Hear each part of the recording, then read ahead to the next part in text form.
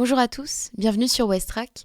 Aujourd'hui, nous avons l'honneur de recevoir Anaïs Gernidos, une figure havraise incontournable du travail de mémoire sur l'esclavage. Arrière-petite-fille d'esclaves, vous êtes née à Fort-de-France dans les années 50 et êtes arrivée au Havre à la fin des années 70. Après avoir présidé Havre, Mémoire et Partage, vous lancez aujourd'hui une nouvelle structure, Histoire d'esclavage vers l'apaisement. Une association qui porte un titre fort et un projet clair, explorer les liens entre Le Havre et la traite négrière et travailler une mémoire commune, apaisée, mais lucide.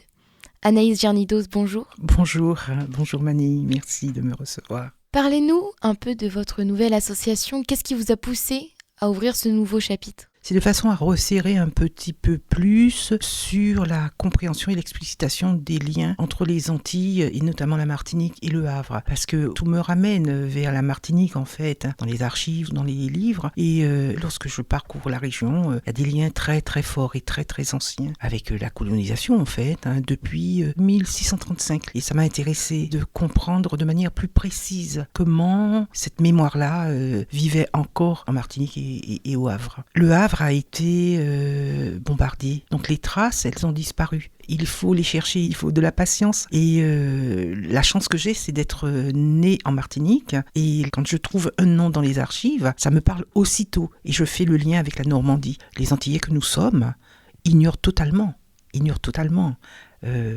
cette particularité-là de notre histoire.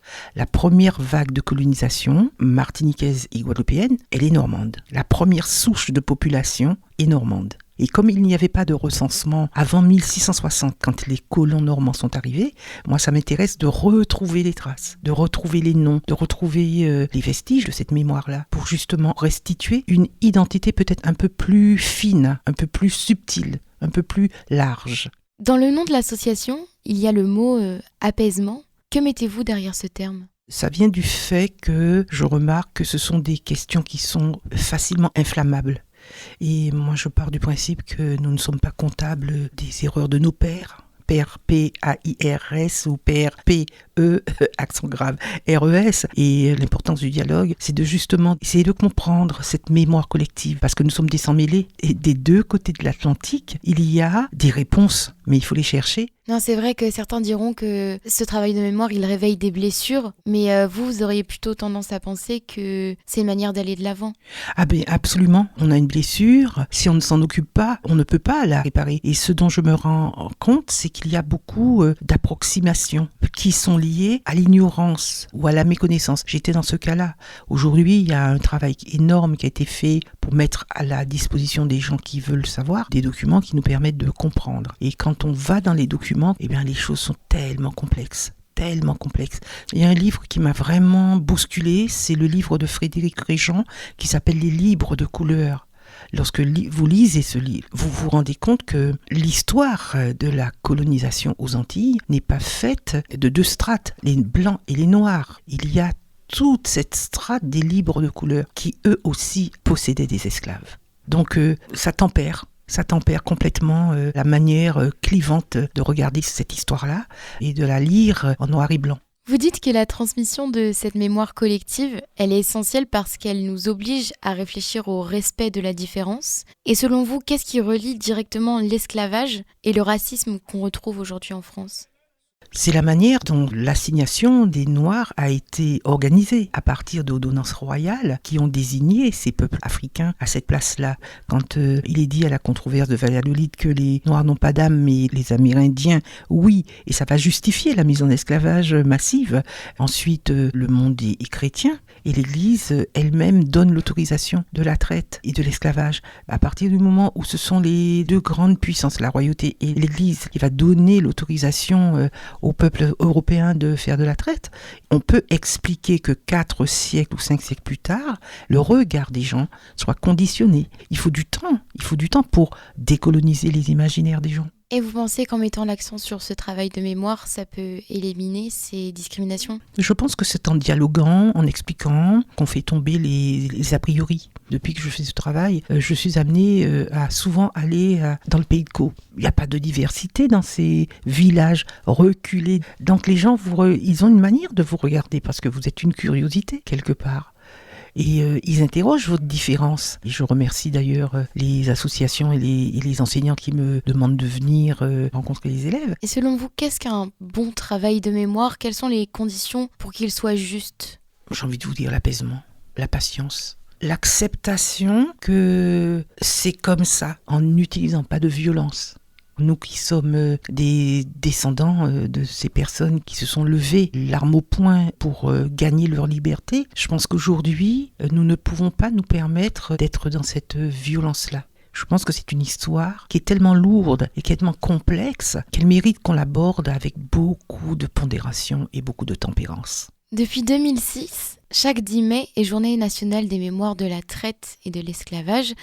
Est-ce que selon vous, cette commémoration, elle est exécutée correctement en France ? La loi de Madame Taubira, elle permet en effet de faire un travail qui n'était pas fait. Et ça, bravo. Et c'est justement l'article 2 sur lequel on s'appuie pour pouvoir légitimer notre travail à aller dans les écoles quand on nous y invite pour pouvoir parler de ce crime contre l'humanité. Aujourd'hui encore, certaines municipalités mettent en place ce qu'il faut pour célébrer cette journée du 10 mai et d'autres pas. Là encore, on s'aperçoit que c'est long, que les gens n'ont pas la même ouverture d'esprit peut-être, ou la même curiosité, ou la même envie d'ouvrir à plus de tolérance et à plus d'humanité.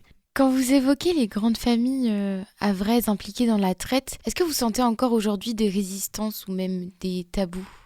Alors, les grandes familles, je ne les connais pas personnellement. Ce dont je peux témoigner, c'est le fait que certaines sont venues me rencontrer. Des descendants d'armateurs qui sont venus à notre rencontre. Je ne vous cache pas que c'était un moment extrêmement émouvant parce que ces personnes-là, elles ont hérité d'une histoire qui est encombrante. Ce que je peux dire, c'est qu'il y a une compréhension de la difficulté de se débrouiller de cet héritage-là. Et je me rappelle avoir rencontré l'année dernière une descendante béguin, et elle a 35 ans, c'est une jeune femme, une artiste. Elle me dit « Mais vous vous rendez compte, Anaïs ? Et à mon nom sur Wikipédia. Mais c'est horrible !»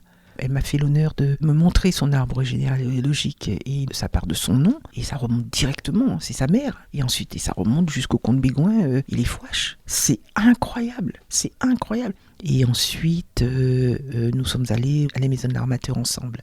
Je ne sais pas qui d'elle ou de moi était la plus touchée. C'est horrible comme situation parce que cette jeune femme, elle est obligée de faire avec une histoire qu'elle n'a pas créée en fait. Et le Havre, justement, par ce passé avec la traite négrière et tout ce qui s'ensuit, est-ce que selon vous, la ville a-t-elle une responsabilité particulière dans ce travail de mémoire en comparaison avec d'autres ? Je pense que c'est une responsabilité identique à toutes les villes qui se sont livrées à la traite et au commerce triangulaire. Le crime est le même, quelle que soit la ville, que ce soit Nantes, Bordeaux ou La Rochelle ou quoi que ce soit. Maintenant, chaque ville a sa manière de mettre en place le travail de mémoire pour pouvoir justement faire œuvre de réparation. Votre association veut sortir des sentiers battus. Oui. Visite au musée du textile de Bolbec, au cimetière de Gruchel-Vallas, parcours ombre et lumière avec des podcasts intégrés aux plaques de rue. Pourquoi est-ce que c'est si important de renouveler les formes de transmission ? Parce qu'on peut s'assoupir et être dans un discours redondant. Vous savez, l'intérêt, c'est de regarder de manière un peu subtile, un peu fine, où ça s'insinue, parce que la cannelle, le sucre, le cacao, la vanille, c'est la base de la pâtisserie antillaise. J'étais loin de me douter de l'histoire qu'il y avait derrière. Et donc aujourd'hui, j'ai envie d'amener les gens, les enfants par exemple, à regarder de manière un peu plus fine comment c'est rentré dans nos vies. Et comment aujourd'hui encore ça nous accompagne. Et comment est-ce qu'on adapte le discours à des publics aussi différents ? Ça se fait naturellement. On se rend compte que l'autre comprend ou ne comprend pas. À ce moment-là, on va chercher la porte d'entrée, en fait, pour pouvoir rentrer en relation avec l'autre. L'intérêt, c'est qu'on dialogue, qu'on se comprenne. C'est pas un monologue. Voilà, l'intérêt, c'est de trouver l'angle qui permet de se rencontrer, en fait. Et ça me ramène à votre question de tout à l'heure, l'apaisement. Si vous êtes dans une posture offensive, vous faites peur aux gens et vous êtes dans une posture de revendication. Je revendique rien, moi. Je revendique rien. Je dis simplement que je suis un être humain comme l'autre. J'ai une histoire qui est différente. peut-être en lien avec une histoire qu'il ne connaît pas lui-même, et je crée une passerelle. Et on essaie de voir comment on peut se rencontrer, peut-être au milieu de la passerelle, vous voyez ? La rencontre permet la reconstruction. Absolument, absolument. On ne peut pas faire ça tout seul. Il est important de dialoguer pour essayer de peut-être capter l'attention de l'autre à un endroit de lui dont il ne soupçonne pas la sensibilité.